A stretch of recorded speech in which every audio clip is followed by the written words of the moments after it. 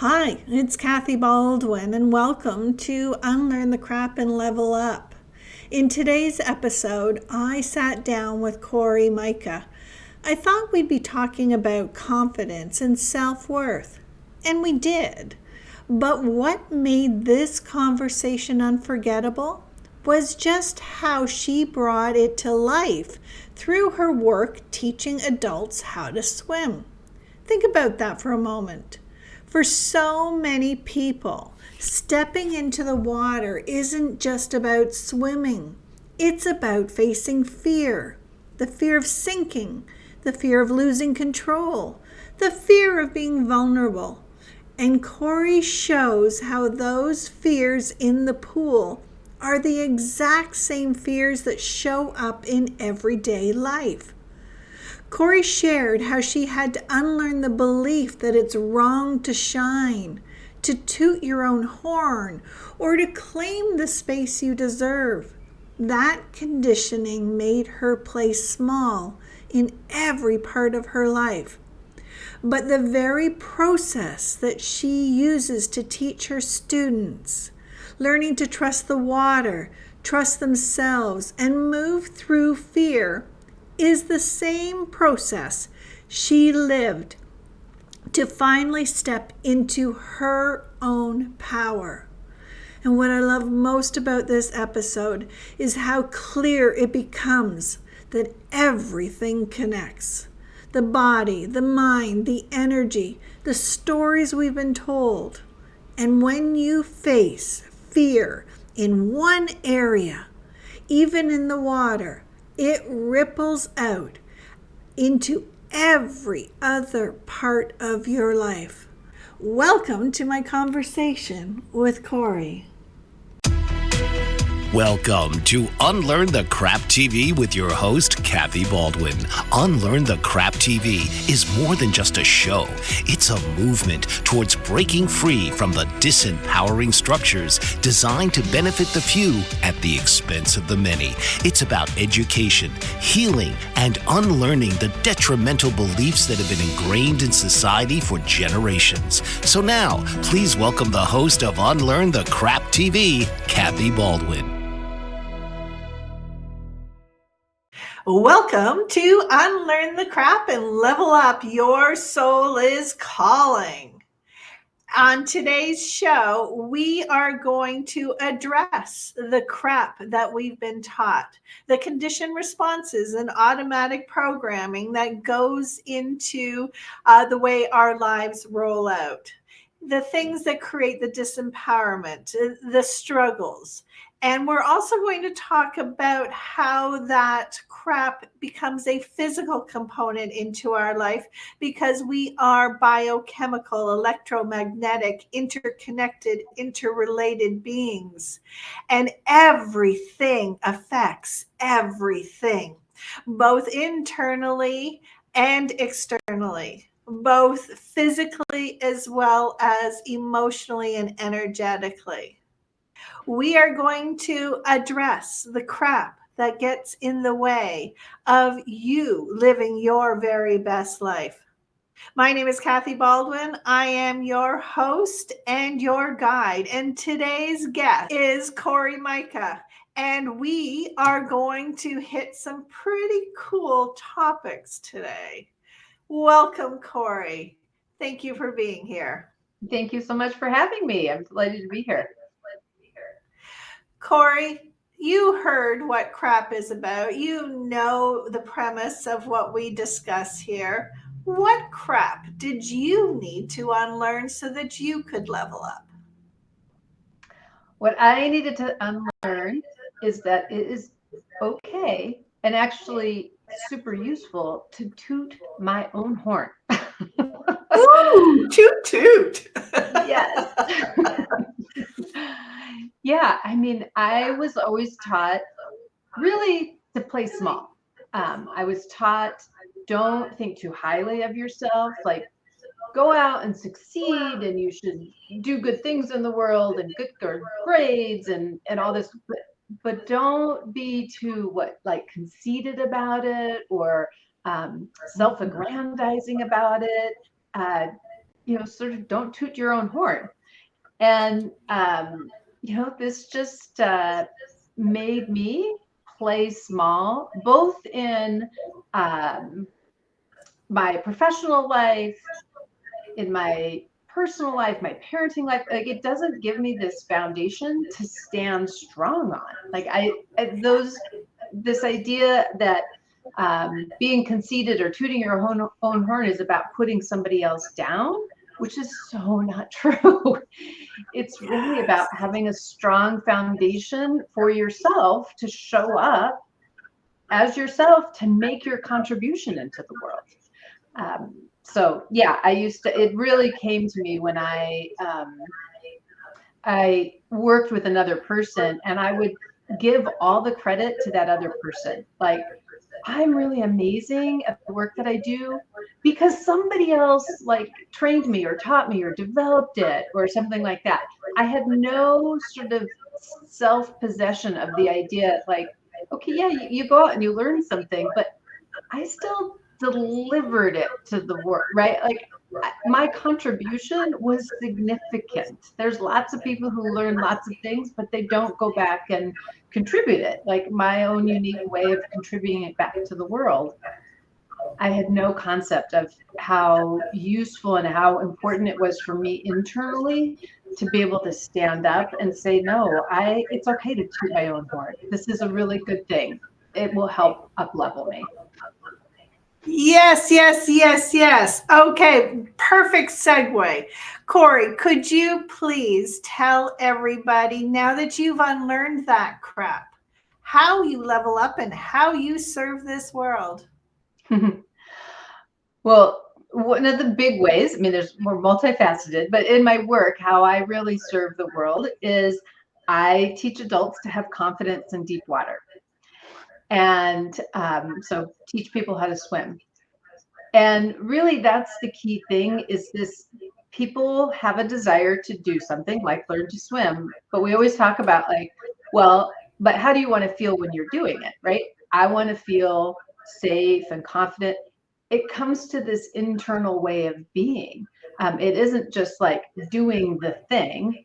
It's also how I want to feel about myself while I'm doing the thing.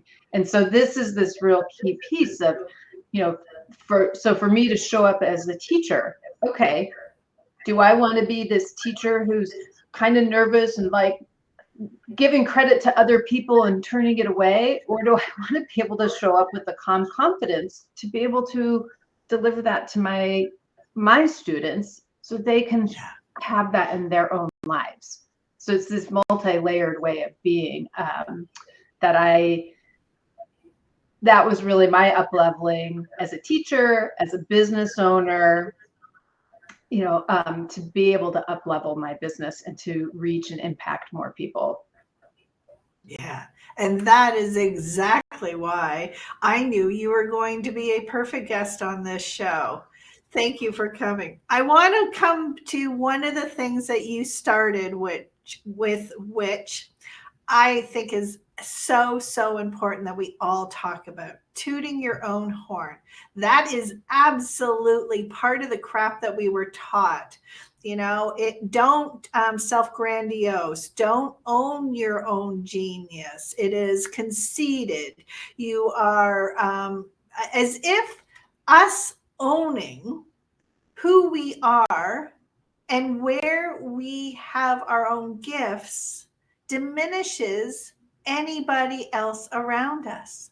I believe that whole concept is about keeping us small, about keeping us disempowered, because if you don't own how you have your own zone of genius, how can you ever become empowered? Right, for sure. And I'm doing a practice right now of my own mental fitness. I mean, this is something as a coach, right? I do serve all the time, but I realize, I do a lot of work with the thoughts that we have in our head, right? These ongoing thoughts that usually are not positively tooting your horn. And they show up in this way of like, no, I'm just here to keep you safe. Or if you're not like critically thinking about something, right, you're just like analyzing the world or yourself or whatever, right? It's guised in this way as being helpful, but it just, like you said, it makes you feel small and does not help you grow and contribute to yourself or the world. And so just doing these small practices of when let's just say I meditate for 10 seconds, like I just start a 10-second meditation, to actually then stop and celebrate, toot my own horn to myself, right?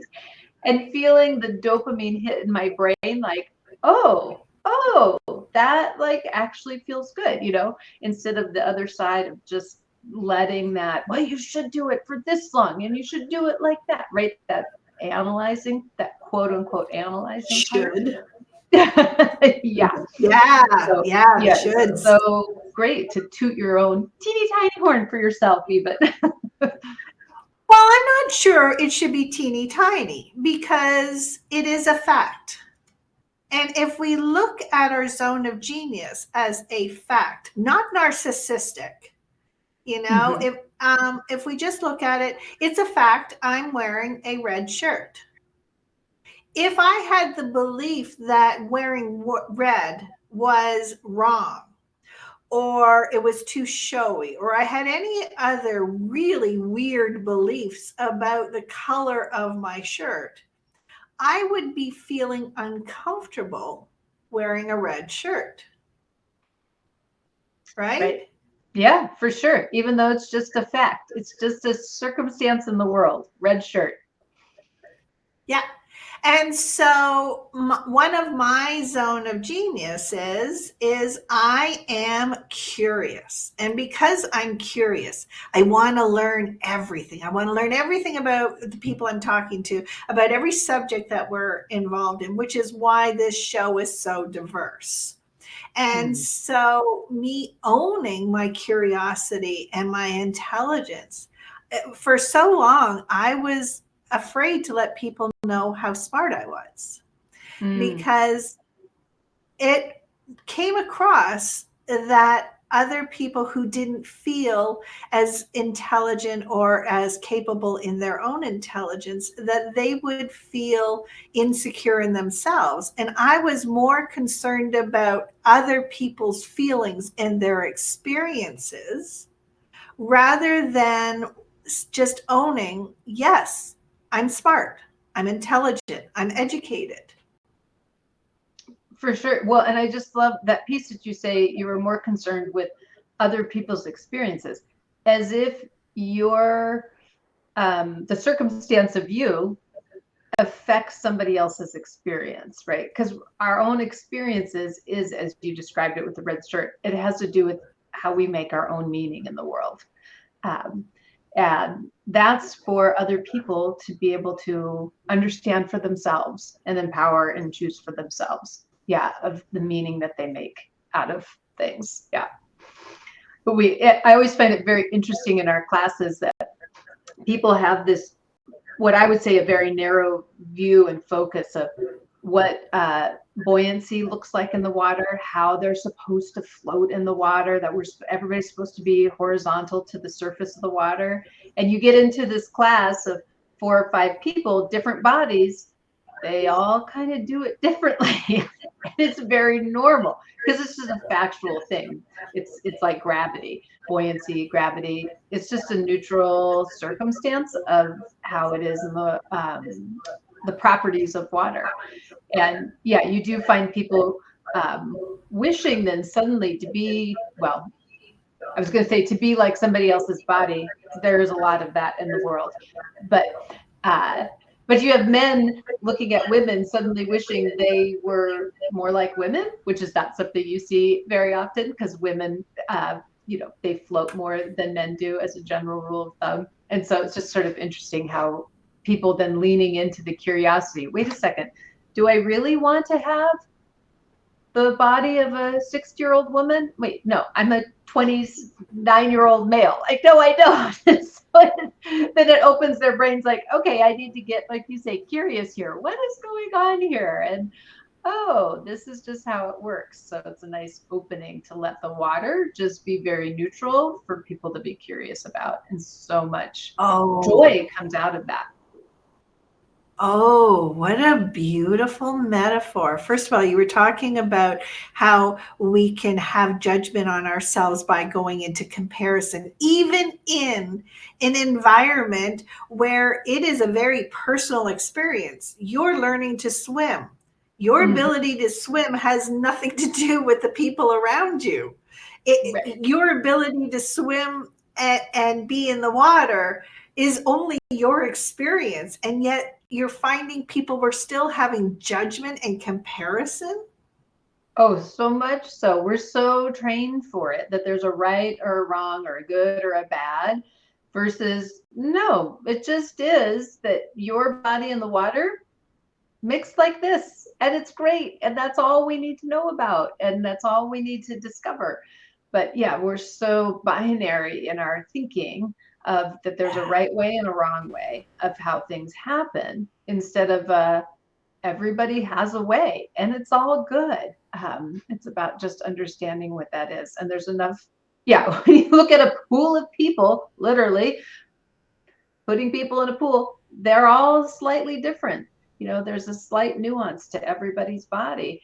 And yeah, we have this myth that we're all supposed to be the same, which is, very untrue. And so it is a wonderful, magical place to be able to discover that.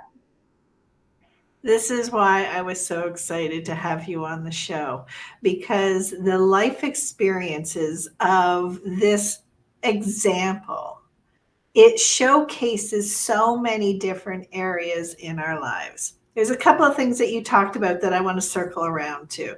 One, let's go to the physical. Men have a different center of gravity than women, right? Mm-hmm. Yep. They do. Yep. Their bodies are, women's bodies have more fat tissue on it, and our bones in general are less dense and than males. Males generally have more muscle, more body density. Therefore, buoyancy is different between men and women. And it's also different between women and men and men, right? Because different ages, different body types. Yeah, all normal. So that sounds like a perfect example of just self-acceptance. Mm-hmm. Yes, for sure. Yeah, I love telling people it's about understanding how the water and your body, your perfect body as it is right now, work together. People see, swimming is this thing that people do as tiny babies and very old people, right? It's a full lifetime opportunity. And so it's not one of these things like you need to be in shape to do it. It's a way, if you want to use it for fitness, to get into shape if you wanted to. But it accepts you and takes you exactly as you are. It doesn't ask you to be any different. It's just about becoming curious of how that interaction is. Oh, I love that. I'm a swimmer, or I used to be. I need to get back into it. Life has thrown a few curveballs at me, but I know when I'm in the water, whether it's a pool or a lake or an ocean, there is an energetic component to the water. And that energy, for me, it's like the grounding effect that we get from Mother Nature, because we are electromagnetic beings. Do you talk about or experience that with your students on that connection between the Mother Nature, the flow of energy of the water moving, of the I used to love skinny dipping. because I loved the feeling of the water moving through my body, around my body as I Mhm. went through it, and not having any barriers. It was just me and the water. Do your students Yeah. experience that? Well, their Not the skinny bodies dip. do. What's that? I not the skinny dipping part. Oh, okay. That did go through my head. I'm like, they have all these other fears. That's not probably their go-to. But well, let me say this. So half of adults can't swim. Generally speaking, Really? about half. Yeah, Gallup poll surveys have shown it's like 64% are afraid in deep water oceans and lakes, and 46 are afraid in pools. So generally, about half of adults don't swim. Really? I had no idea. Yeah, and so now not all of them come to us to learn to swim for various reasons, but part of it, the people who do come to us are the people who say things like, I love the water as long as it doesn't go past 5 feet, right? So there's this stopping point. But I think those folks who say that, I love the water, but they do feel that. That's that innate attractiveness. And we're made up of water. We need water. Water's pretty high on the scale of need, air being really at the top, but water is right up there, right? We need water sooner than we need food, even. So I think that when you talk about that magnetic pull, I think there's a very biological piece to that. But when we're in this, back to this, like not being able to toot my own horn, not being in a flow of curiosity, when I'm in this other side of judgment and shoulding and fear, when people show up to the water in those spaces, they are less likely to connect with these actual experiences that are happening to their body. So they're on a physiological level, their body is experiencing the goodness of the water if they're in it, but they're not necessarily getting the psychological benefit of it because they're so in this hyper mode that is preventing that access to it. And so that's what we really help people with is, okay, we got to get out of this saboteur kind of mode and come down into ourselves so you can experience that goodness. You can experience both the physiological and the psychological benefits of being with yourself in the water. I did not know that our conversation was going to go into this place, but I'm so grateful it has, because when we are, one of the things I always talk about is the stress response of our central nervous system. And when we go into a place of fear with fear, flight, fight, whatever, and we're in our sympathetic, we are disconnected from certain aspects of our body, of what is available to us. We can't think clearly. And what I'm hearing from you is that when somebody is not able to be at peace in the water, that their central nervous system has kicked in. So not only are they not getting the benefits of the water, but now they're not getting the cognitive access to make sound decisions. So this is a life and death situation for so many people. Am I correct? You're absolutely correct. You're absolutely correct. That the biggest danger in the water is panic. Is the biggest danger is losing yourself, right? And this is where I actually think the water is. It's not just a metaphor, but it is a huge tool that we can use to actually practice this in real time. Right, where you go to your boss to have a conversation and your system is all fried up, right? But you're not actually you're in a psychological life or death situation, but you're not in a generally speaking, when you talk to your boss, you're not in a physiological life or death situation. But in the water, right, you have both of those things. So it's a vitally important that you do have to practice that if you want to be successful there. And it's a real opportunity because like you described then, the wonder and the personal fulfillment that you can get in there. You don't have to have the boss say yes or no to that raise or whatever. You just get it by simply having your presence there and slowing down and taking care of yourself in that way. So are you seeing that there are more benefits to somebody overcoming their fear of water and learning to swim than just in the water? There's more benefits to overcoming your fear. Sorry, would you ask that again? Would you say that the benefits of overcoming any fear of water, of learning to swim, that those life lessons, that change in our thought process, the unlearning of the crap, carries over into other areas of our life? Absolutely. Yes, that is what I'm saying. Yeah, for sure. You bring in the skills that you have of unlearning the crap in other areas of your life to the pool. Either the good ones or the bad ones. If you have not learned to undo the crap in your life, you're going to bring that into your pool experience. But you also have ways that you have learned to do it, right? And you get to bring those into the pool.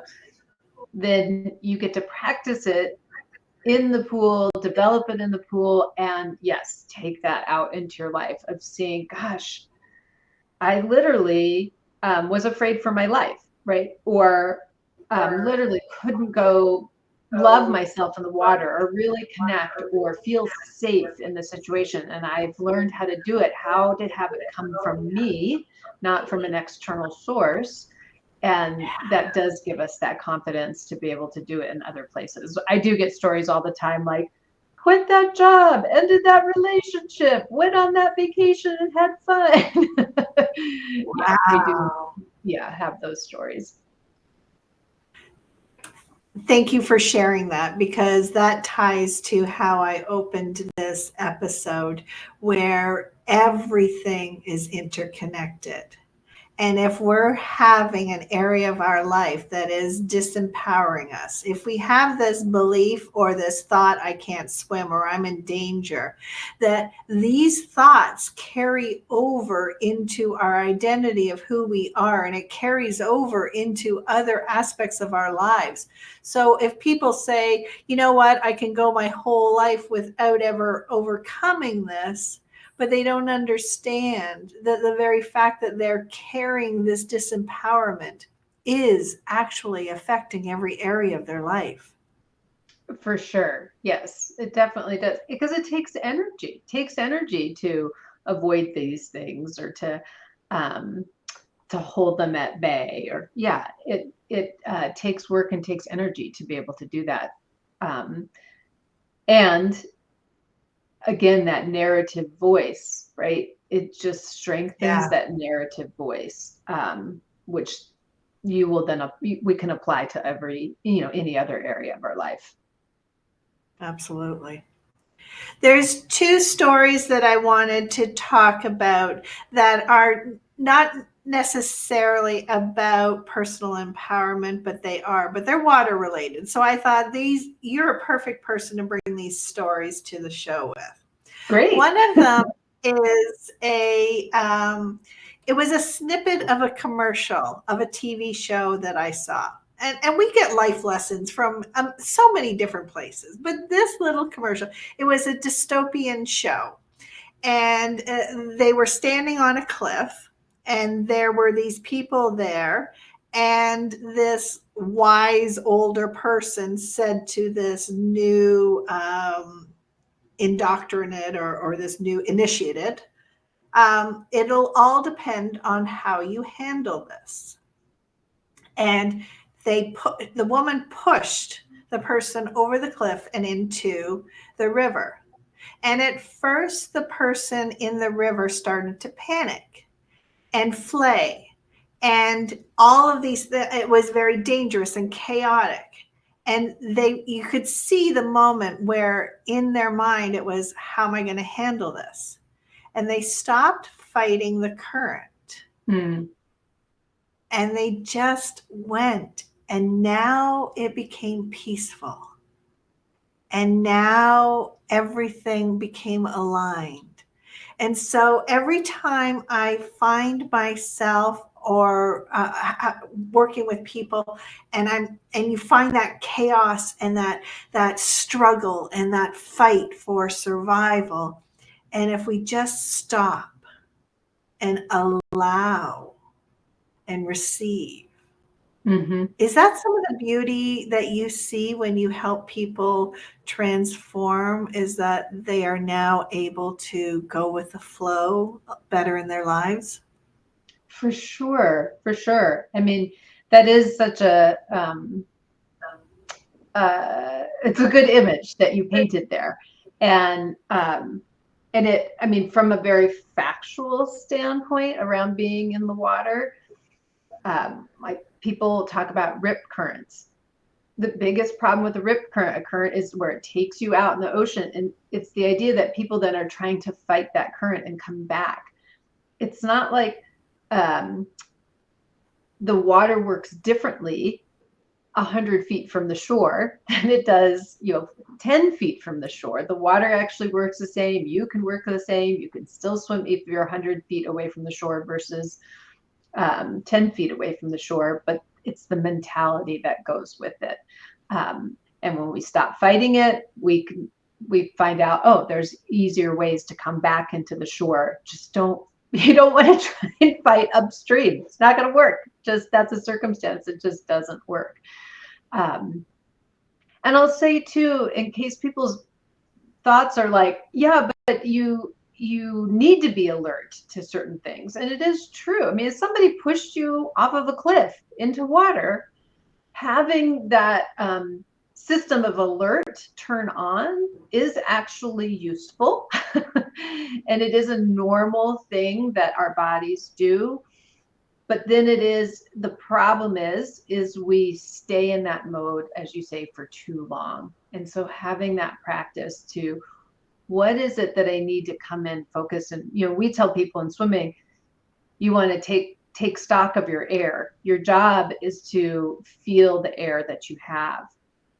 And that is to come in and feel right now and have that peace that gets us out of our head, back down into our bodies. And then we can act from a slower, more appropriate way to, in the case of swimming, get air again, refresh that air. That's what people need to do. But yeah, that practice of coming in and feeling, having a stop, even if it's a micro stop, right? It doesn't have to be stop forever. It's not like stop and roll over and let everybody, interfere with your boundaries or something like that. But it's just enough to get that system to slow down a little bit, so you are then effective in what your response is and when that next thing is. Yeah. Well, that stop and focusing in on your breath and your oxygen is actually turning the switch of your central nervous system from your sympathetic to your parasympathetic, which now gives you access to your prefrontal cortex and your thinking intellectual brain. Mm-hmm. And so that is such a beautiful example of just focus in on your breath. Now you're telling your brain you're safe. Right. At the most important level, going back to that, yeah, we need water, we need food, but you need air. That hierarchy, yeah. I have some safety. Perfect. You brought up my second point, and so I want to make sure that we talk about that, because we are talking about swimming, and this is one of the major dangers that people deal with when you're dealing with open water, the rip current. I'm in Canada, so I used to be very close to one of the Great Lakes. And there was a place on a beach that I would go to on a very regular basis, and you could see the rip current. and you could see the way the water moved. And I remember learning how to handle that. Would you tell people what a rip current is and what they should do if they find themselves in one? Because I believe, first of all, this is a life and death lesson for swimming, but it's also a life metaphor. Yeah. Well, one of the first things to know, so what a rip current is. A rip current is, if you think about open water, the water is generally, it's getting pushed into the shore. Right? This is why we like to go to a beach and collect things, because things are getting pushed into the shore. The water is getting pushed into the shore. But then the water also has to return back out.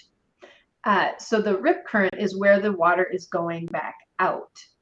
And the way you can identify and find the current and why it's, you might call it an attractive nuisance, is because it's oftentimes calmer where the rip is, because the water is flowing out like a river. It's flowing out versus crashy waves coming in. So this is why people end up in that zone, because it's attractive. Like, oh, the water's a little bit calmer here. We're going to stick our toes in the water here where it's not crashing in on us. But that might be the place where the water is actually going back out. So if you're in a rip current, if you do swim in it or go in it, it's a river flowing out. So it's going to be taking you away from the shore.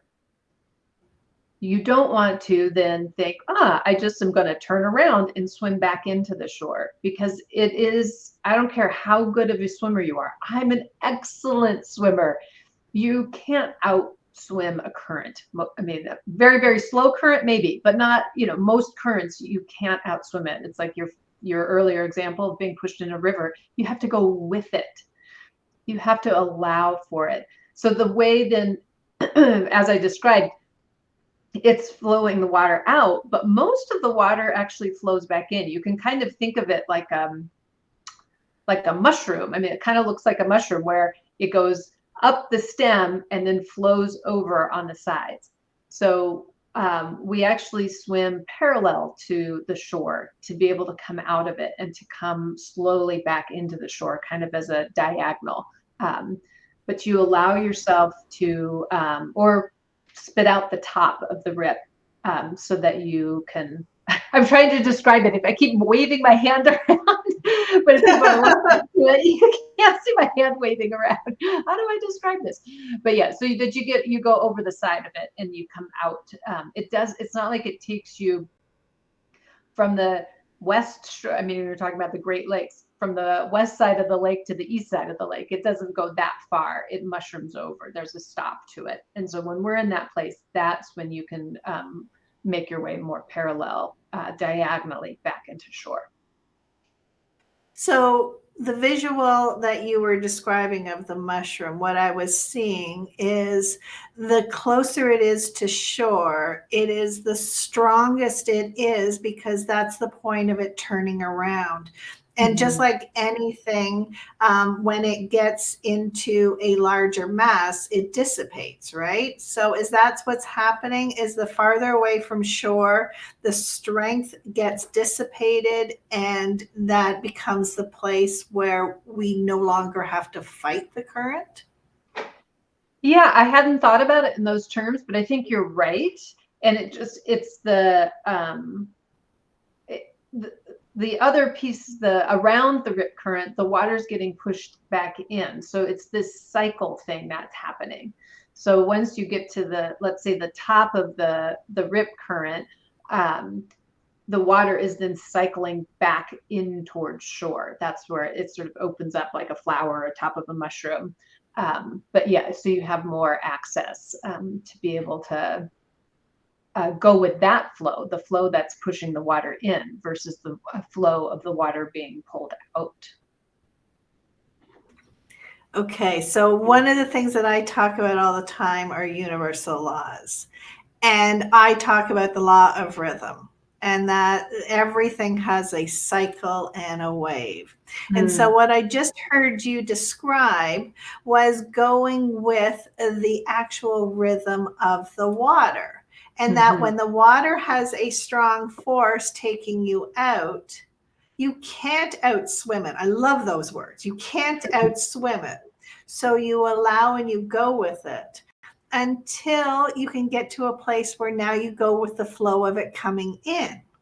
So you're using the power of the water, you're using the power of the circumstance that you're in to get you to where you want to go, instead of that you should be able to turn around exactly where you are and you should just be able to swim to shore because you are a strong swimmer, so you should be able to do this, instead of actually taking a look at your circumstances and saying, well, how do I do this in this environment? Yes, I go with the flow, quite literally. What is the easiest way? And yeah, how often we are pushing upstream versus allowing ourselves to go with the movement. It's not that you don't make adjustments, right? You use your paddles, our hands or our feet to move diagonally through or to make small adjustments, but we're not trying to overpower the whole thing. Yeah, we want to work with it. How can this place help me? How can we work together that I can get my air? I can get my air again when I'm at the going out. I can get my air when I'm coming in. There's a time and a place where my mouth can come out of the water for a few moments, take some air, go back under, let that water support me, let it hold me, and feel the flow and work with that flow. Wow, you just took something that could be so chaotic and so terrifying, and you described it in a way that actually brought peace to me as I was listening to you. Mm. How do you help people transition their fear of the water into that beautiful, calm space that you just created in me Mm. listening to you? Well, we don't start in a rip current. We start in a much simpler place. Um, but it's finding that peace, even when, say, somebody's sitting next to the pool, because that system of fight or flight will happen for folks when they're not even in the water yet. So it's learning how to sit next to the pool and calm my system. Then I can proceed forward bit by bit.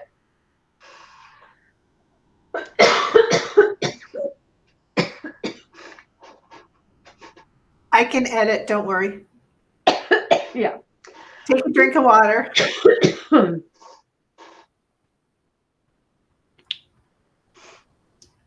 I felt it coming up when I was saying that last thing. Okay. Do you have a drink of water near you?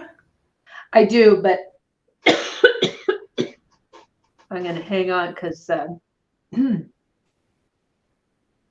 sometimes it can make it worse. Okay, there we go.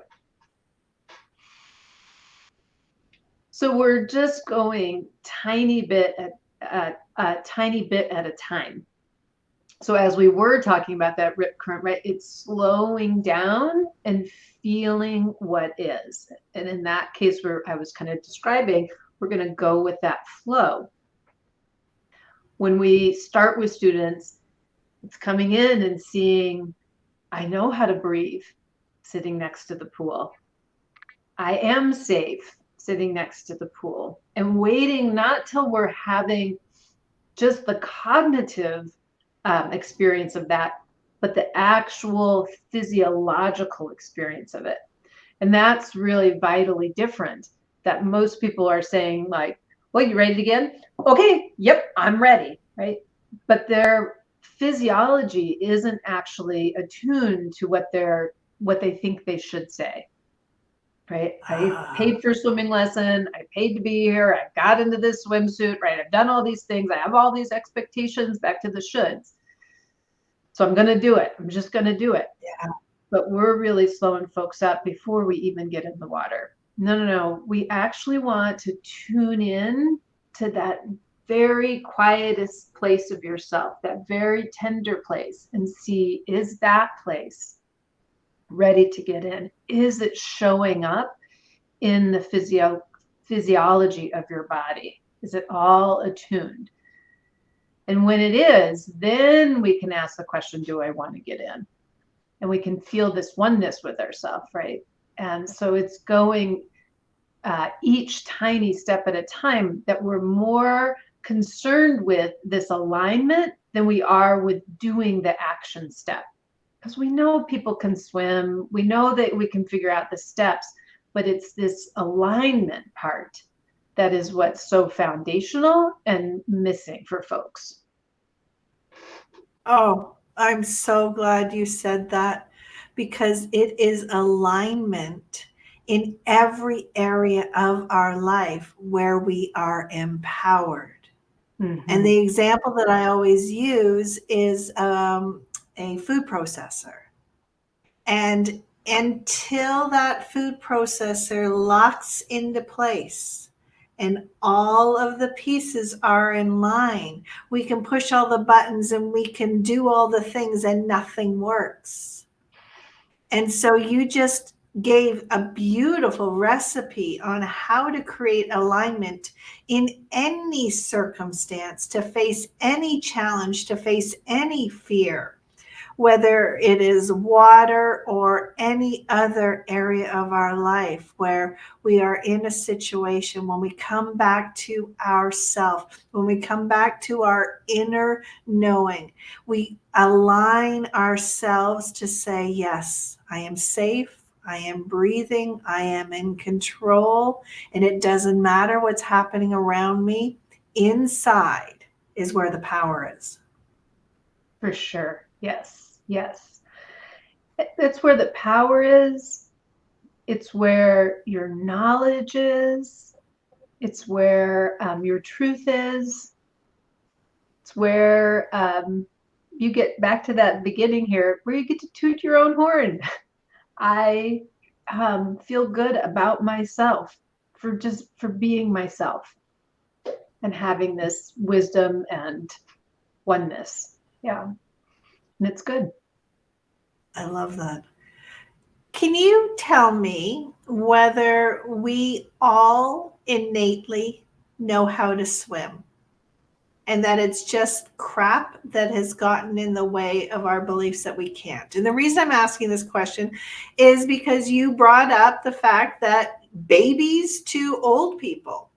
I've seen people throw babies into a water and watch the baby flip on its back and get its air and float. Is this a natural human instinct? Because I don't want people to be throwing babies in the water and testing this. No. It is, we all have an innate ability to figure out the steps. In the same way we have the innate ability to figure out the steps to walk or to read, to ride a bike. So we have these abilities within us. And it does look different for different people because, again, we do have different bodies, right? And babies they have a reflex under 4 months to hold their breath for obviously just short periods of time, but they do have a reflex to hold their breath. But when they start to lose it, if it's not used. And babies do move their bodies if they're put into water in a way that mimics swimming. What they don't do so these babies that you see that are going to water and they flip over, they have been trained to do that. So this is not something that a baby would do without that kind of training. So I want to be clear about that they are being taught how to do that. So they wouldn't automatically do that. And babies can't lift their heads out of the water. That's how, when you're like I can lift my head out of the water to take a breath because the weight of their head, right, and the strength of their neck. Yeah, they haven't built the neck muscles yet. Exactly. What I was getting at with this is that it is a human ability that every single human being has, and that when we have fear of water, when we have fear of swimming, it's not because we are the exception. Correct. Yes. That. So we all have this ability within us.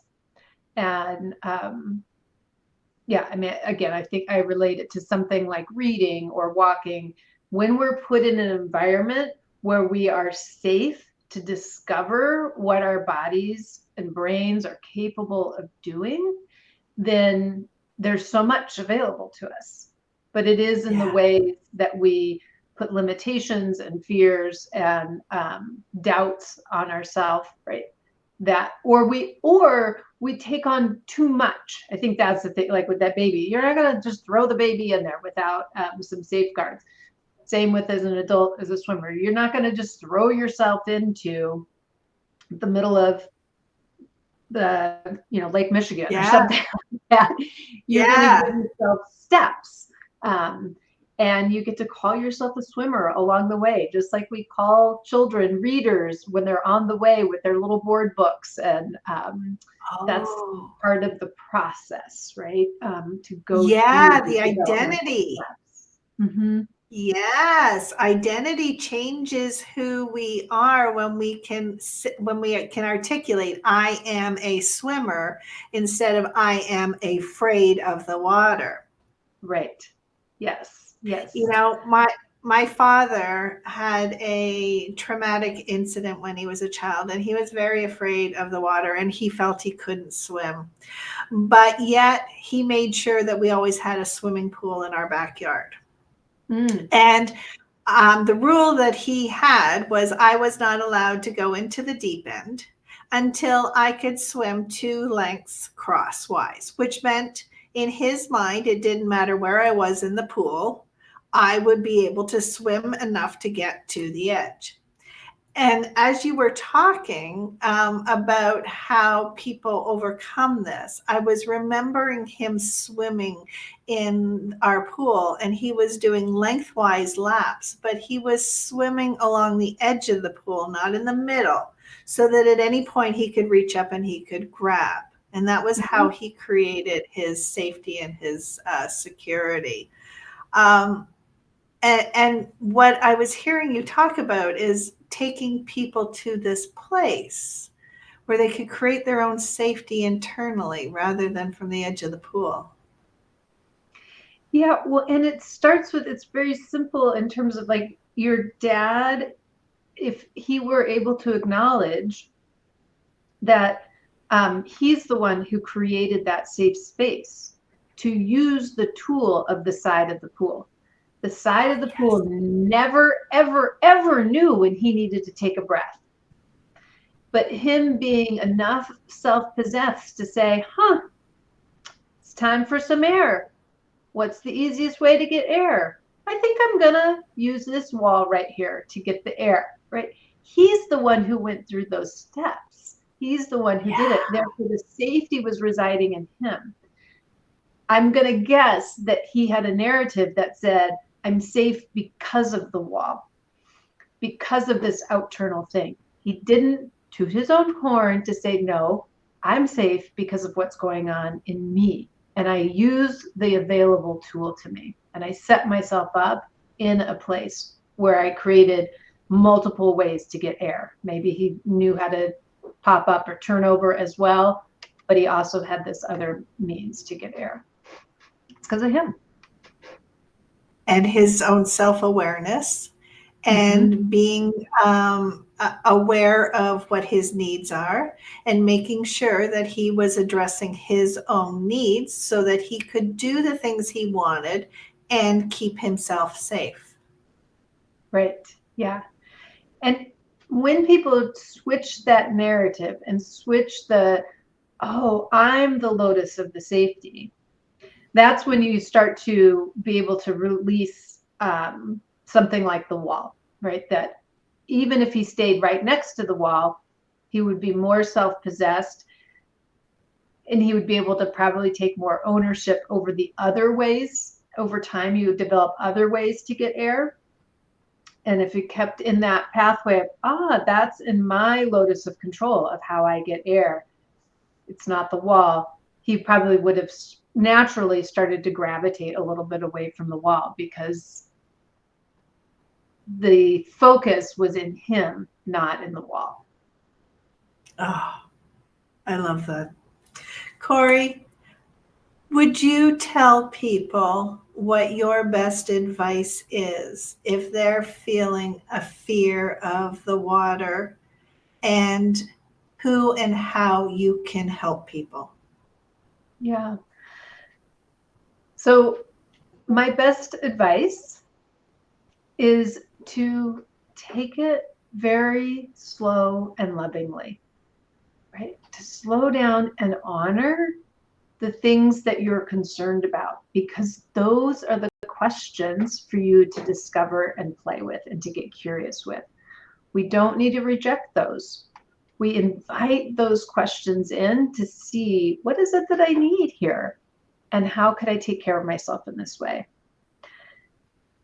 If you're curious about that, curious about opening up, because sometimes we don't know all those questions, and this is where, we actually teach people how to swim online.